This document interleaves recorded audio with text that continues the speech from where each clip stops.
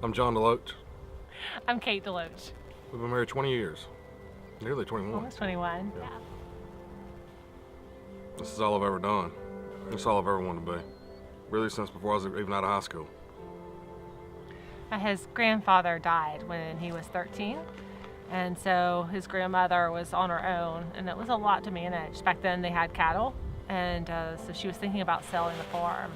But John talked to her, and they decided that he would come every day after school and help her run the farm. He did that until he graduated. He was 16 when he graduated high school, and he started college and then running the farm full time then.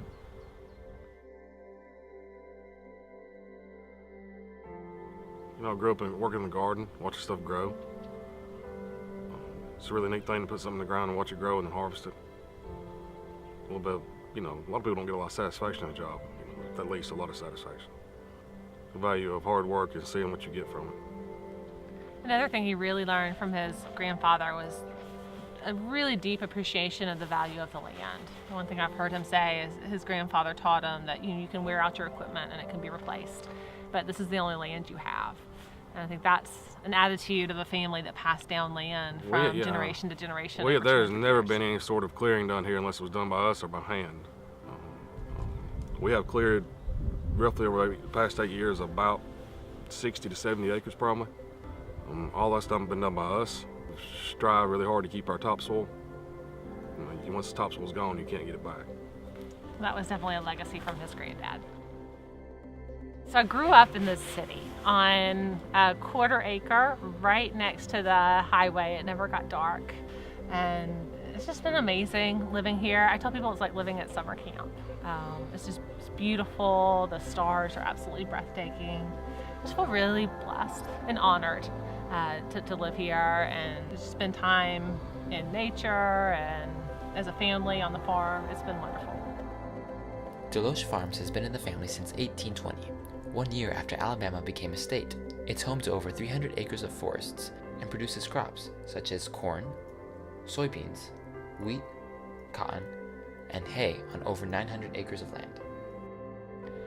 So early in our marriage, we worked around the clock to build the farm. I would go to work at the phone company and he would work all day at the farm with his grandmother's herd, but we wanted to build a herd of our own, and so we would haul cattle across the state in the middle of the night. So we'd have to go to Uniontown and pick up a load of calves. We'd haul them back to Altoona and we'd get home at 6, 7 o'clock next morning.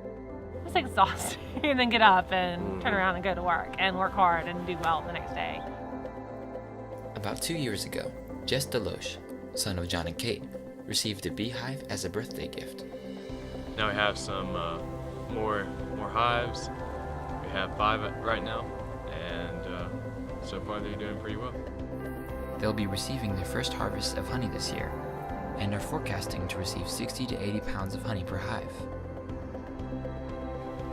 One other thing that I'm really proud of, we actually have about 20 acres of managed wetlands, and they built a weir and use it to control the water levels in the wetlands so that during the fall and winter there's water there for migratory birds. So we see a ton of ducks and geese. Sometimes I'll look out on the pond in front of the house and there'll be 200 ducks swimming in the pond.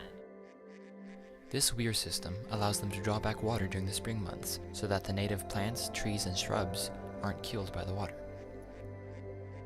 John and Kate are working with biologists, the Forestry Commission, and landscape architects to develop a forestry management plan to help sustain the farm for the future.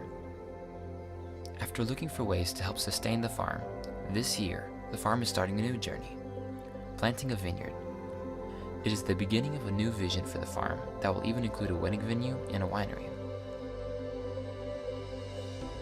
Volunteering in the community, working with the Boy Scouts, helping the young farmers. We just really want to be good stewards of what we've been given, and we want to invest back in our community. I think that's an important part about being a family farm.